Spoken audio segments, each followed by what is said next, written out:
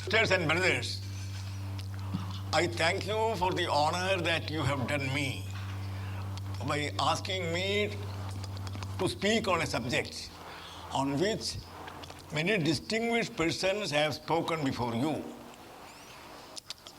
I do not know whether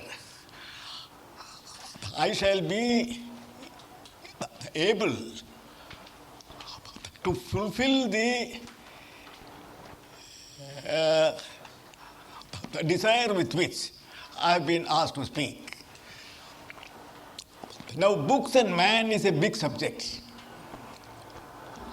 I am a lover of books. I have read lots of books.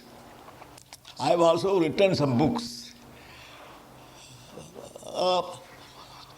So it is difficult for me to speak on man and books in general.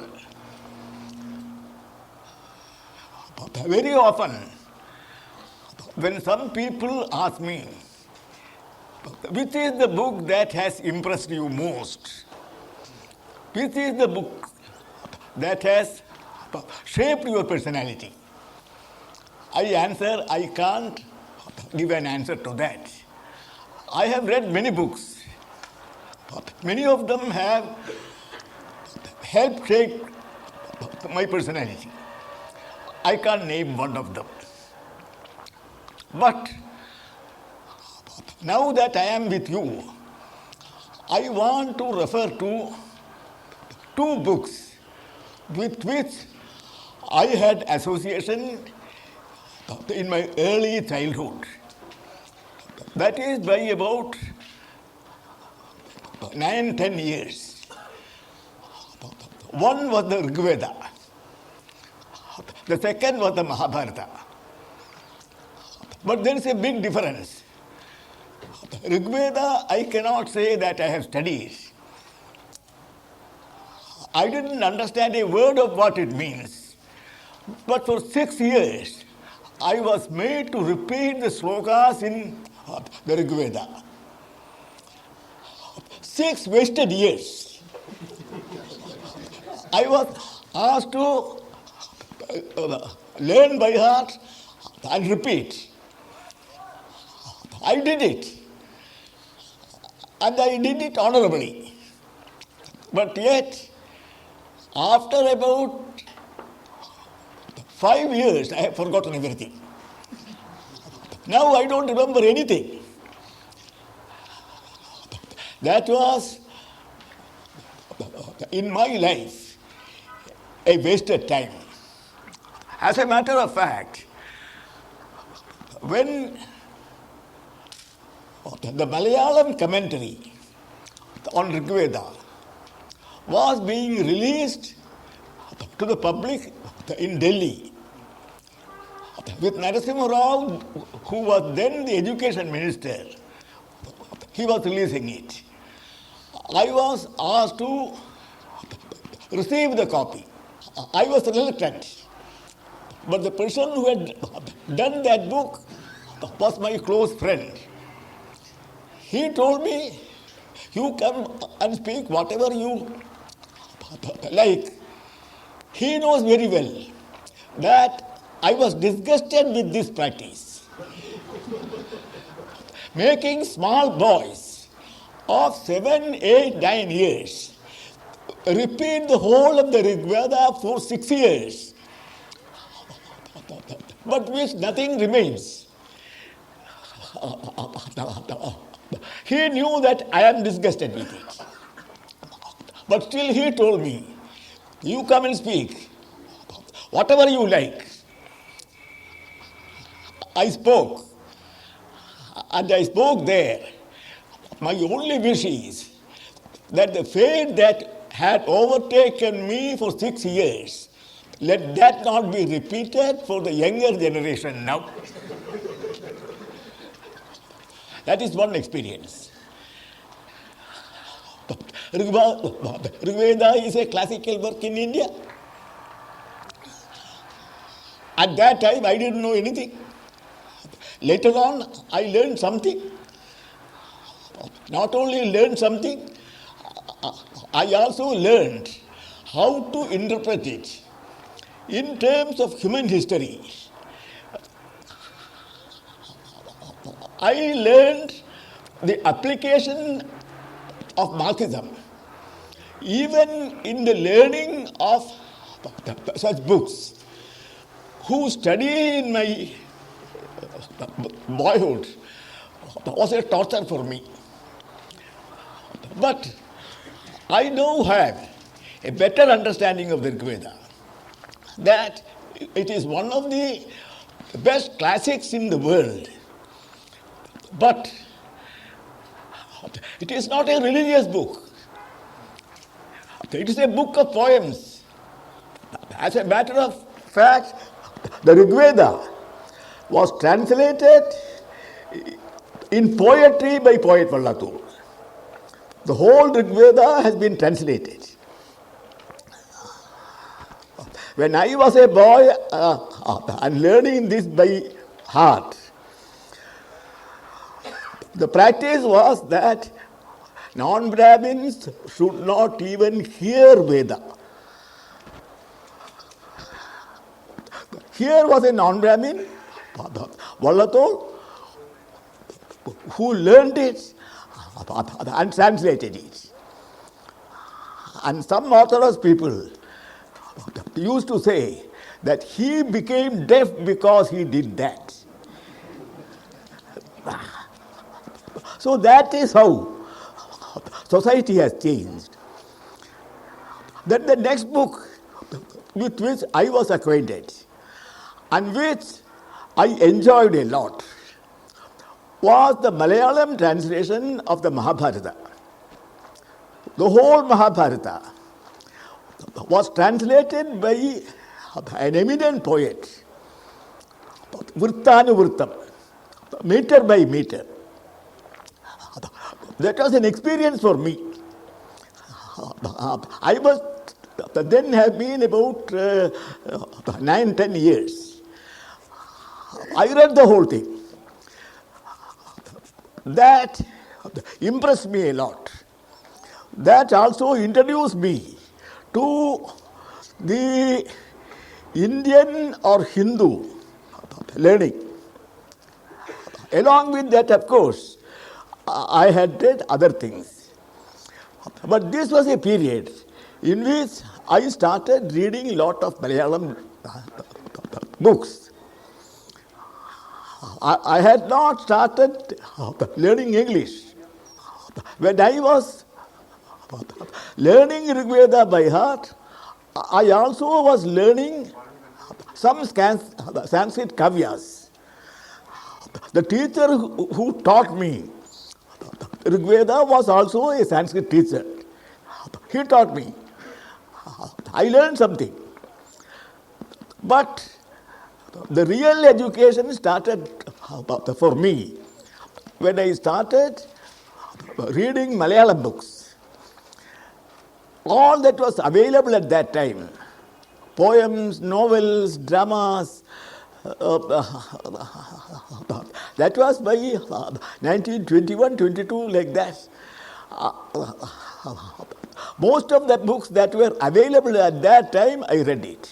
So, although the Rig Veda did not do anything to shape my personality, but the Mahabharata did. When I read Mahabharata in Malayalam translation, meter by meter translation, that impressed me a lot. Together with that, I also learned other classical works like Tunchatteluthashan, Ramayana, Mahabharata, etc. Similarly, other Malayalam books, including modern poems, novels, dramas, etc. That introduced me to the Malayalam language. It was after this that I joined the school. I joined the school only when I was 16 years. Till then, my whole life was spent by learning the Rig Veda by heart. And also learning some Sanskrit kavyas. So by the time I was 16 years when I joined the school. Fortunately for me, because of private tuition, I was able to get the admission into high class, 7th standard.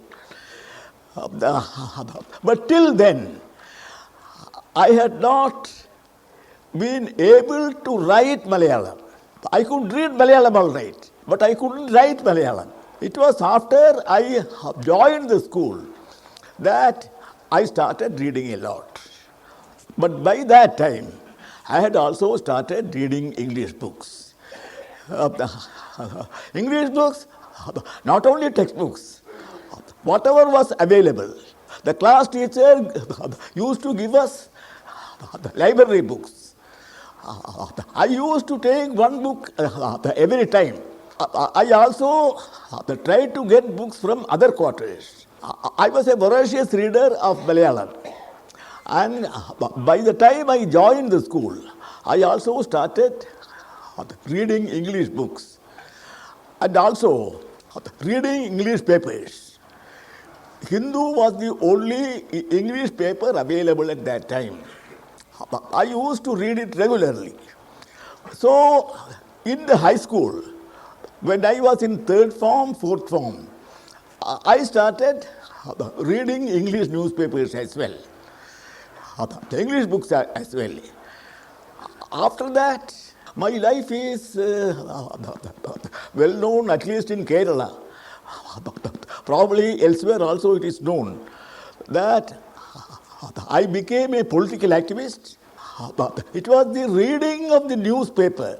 As a matter of fact, I remember when the Madhubhumi was started as a tri-weekly, I was a regular reader long before it was converted into a daily. So, with that, I came into acquaintance with the political movement. I was an ardent Gandhiite, trying to shape my life in accordance with Gandhian principles. But later on, I changed myself from Gandhi to Nehru, again from Nehru to communist. This is how I developed. After that, I read a lot, particularly on history, economics, and political science. When I was in the high school and in the college, I used to read a lot. In the college particularly, I used to take books every week, 1 or 2 books every week. I used to read a lot.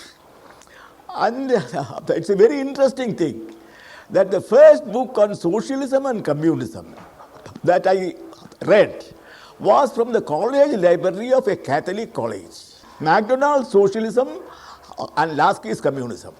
So I started reading college textbooks, the library books, wherever books were available. So that shaped me as a political personality.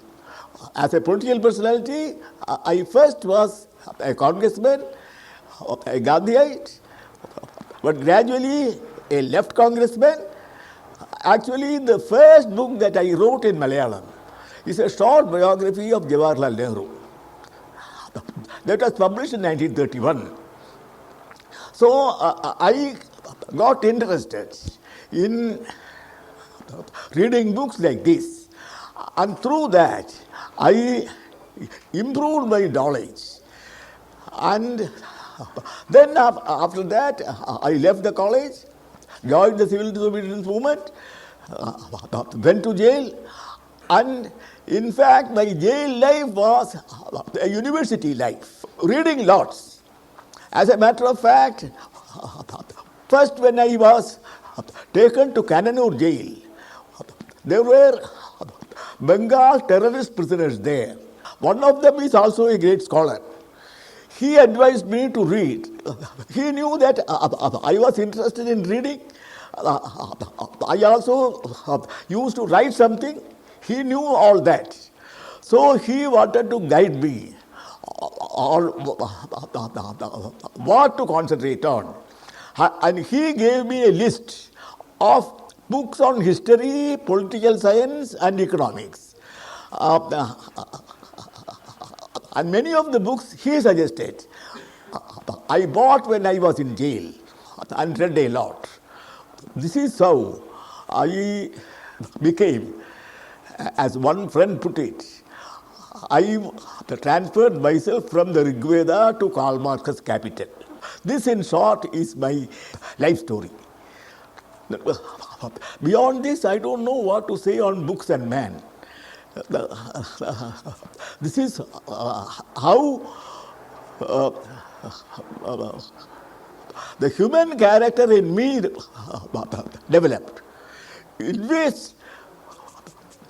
books, including a book which I didn't understand anything, but I was made to learn by heart. Including that, these books shaped my personality. I became a Marxist. This is all that I have got to say. I was told that I should speak for 40 minutes first. I don't think I have taken more than 10 minutes. I have nothing more to say on this. Modern Malayalam literature, what you have read, plus something you wrote, then they will ask questions. This is a suggestion from the secretary. When asked to speak something about my own books, like the history of the freedom struggle. Now, my history of freedom struggle was published several years ago. Probably it was in 78, 79. That, in fact, originally appeared in a series of articles in Deshabhimani when the country was under emergency rule.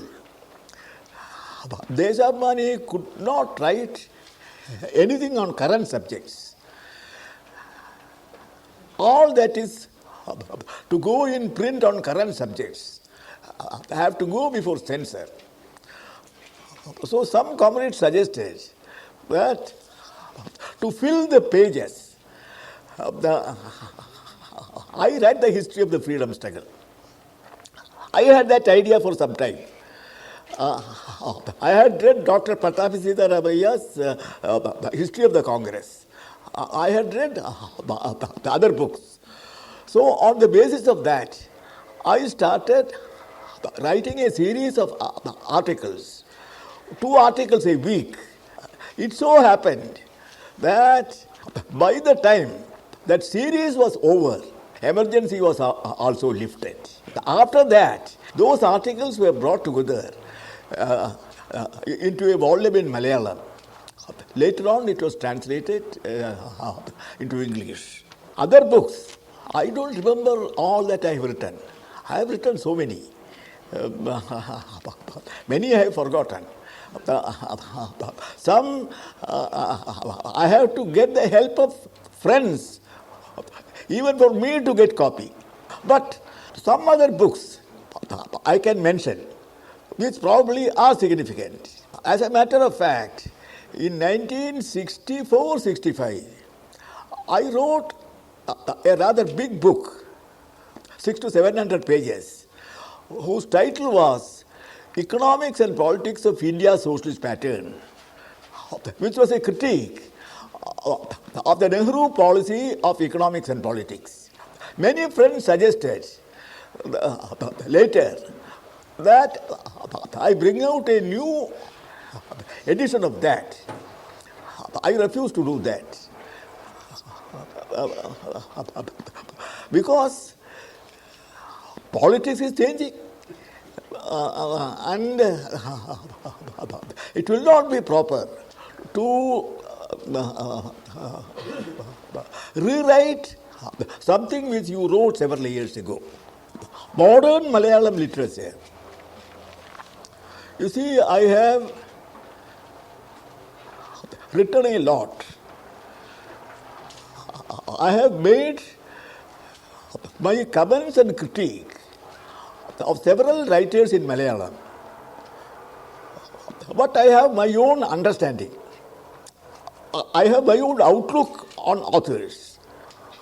I am not an expert in aesthetics. I am a political being. Everything I look at from the point of view of politics, that again Marxist politics. So, Malayalam classical authors, modern authors, all of them I have subjected in my own humble way, subject to criticism from the Marxist standpoint. Among these, probably, one thing is important. The Kerala University asked me to speak on Kumar Nasan in their series. 1 year I was asked to speak. I made a speech. That speech lasted for 3 days. One speech every day, like that 3 days.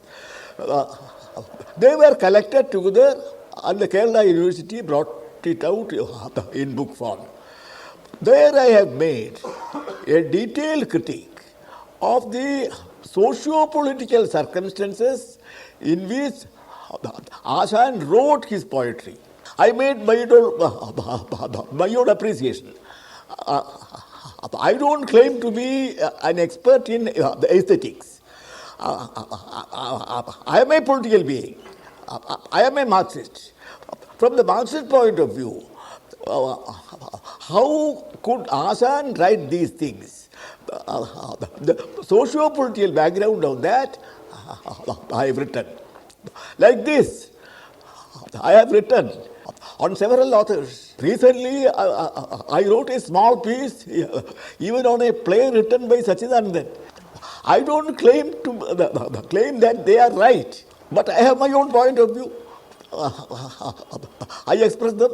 This is all. Tell some important context from your autobiography. What shall I say? You see, in my autobiographical book, the notes of an Indian, reminiscences of an Indian communist, I have drawn attention to 2 incidents in my life, or rather, the role played by 2 women in my life. One is my mother, the other is my wife. Mother, because when I went to jail first, she was alive. I had not even told her that I was going to jail, because I knew that I couldn't resist her pressure.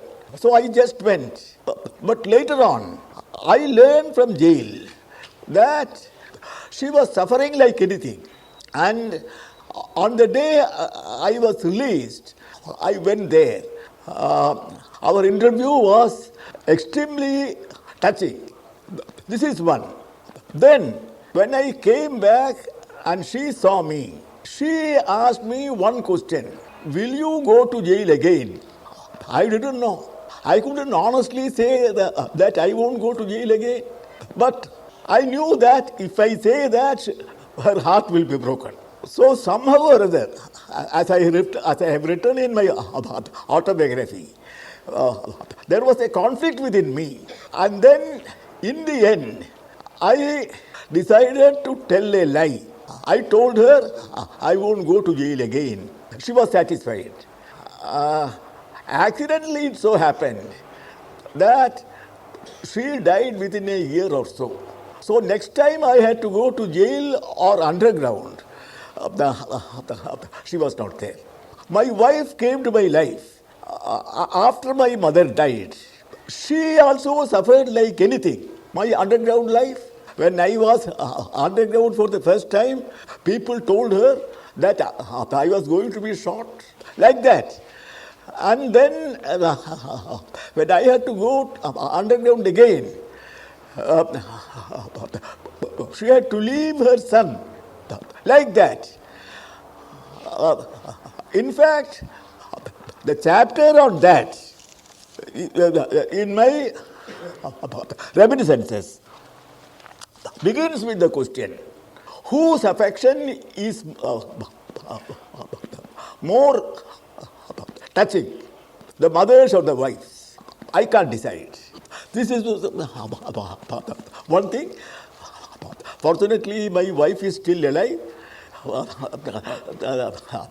She suffers with me all that I have to undergo. What is your favorite among the Russian classics? Among the Russian classics, I would consider Tolstoy's War and Peace is the best. It is a classic. Character in Mahabharata do you like most? I do not know. The basic differences noticed between the Vedas and Marxism. Vedas were produced 3 or 4,000 years ago. Marxism was produced in the 19th century. This is the difference. Vedas are the product of that epoch and that country, India. Marxism is the product of the 19th century. A good biography on Stalin, except Denstave. Denstave, I don't know. I don't know which is the best biography. You written about the Kannur martyrs. Yes, I have written articles, about newspaper articles. I have not written any book. I agree with you 10% that the Rig Veda is a book of poetry and not a religion. Please tell us, how would you interpret any stanza from the Rig Veda that you remember? I don't remember anything. All that I have learned, I have forgotten. Do you think modern writings have brought about a political situation in India which is bound to lead the country to chaos? The country is being led to chaos, not because somebody is writing about it, but because the rulers are doing something about it. What is your view regarding religion? The best answer can be Marx's celebrated statement: religion is the opium of the people.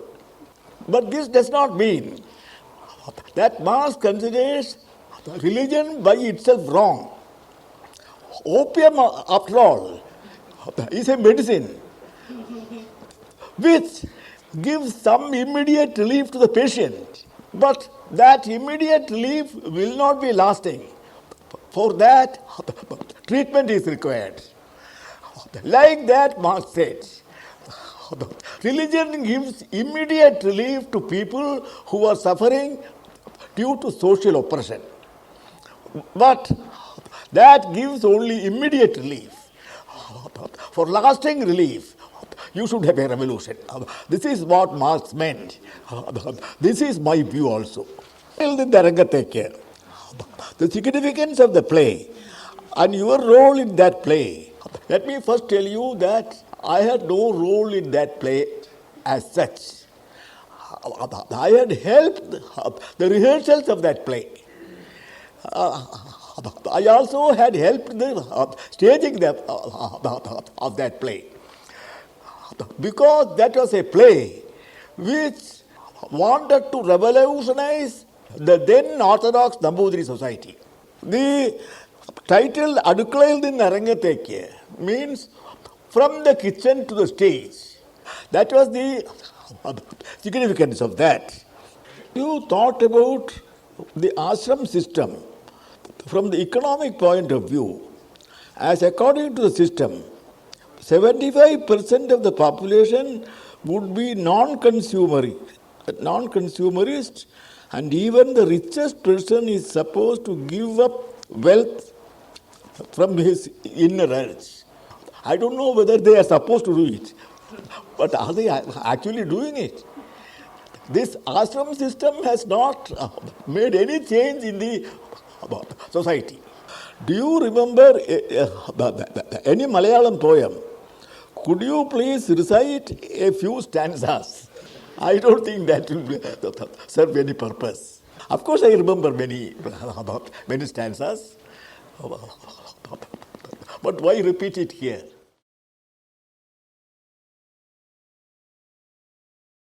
Guests and my friends, I'm here just to offer a formal vote of thanks, which I know would not be enough for an occasion like this. We in Kerala say Kerala has produced, and to an extent Kerala has been produced by two Shankaras.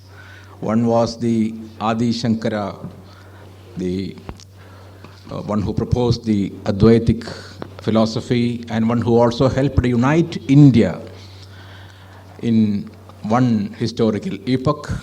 And the other is our honored guest today, who, through his philosophy of dialectics, once again, in a different epoch, tried to unite India, perhaps another India, the suffering India, the oppressed India, the subaltern India, the India of the workers and the ordinary people. And of the two Shankaras, perhaps, in shaping the present of Kerala, the latter has certainly played a more significant role, even though, of course, we continue to pay tributes to the Adi Shankara. The present of Kerala's history owes a lot to Sri M S Namboodirippad, who, through his social action, political action, through his reformist activities, has over the years helped shape modern Kerala and make it what it is today, the most literate state in India, one of the most educated states in India, and perhaps one state that has produced also one of the finest literatures in the country. I have no words to express my gratitude to Sri M S Namboodirippad, who so kindly, in spite of all his physical infirmities, offered to, of course, his mind remains alert and he is, in fact, really a mind now more than a body. His memory is quite alert. As you must have seen, even he remembers the years when he wrote his books or when he had his particular encounters in life. So I thank him for having agreed to come here and address us and also answer some of our questions, which were sometimes intelligent, sometimes perhaps disturbing. I thank all of you for having come here, participated in this, and also made the whole session lively by your intelligent intervention. Thank you very much.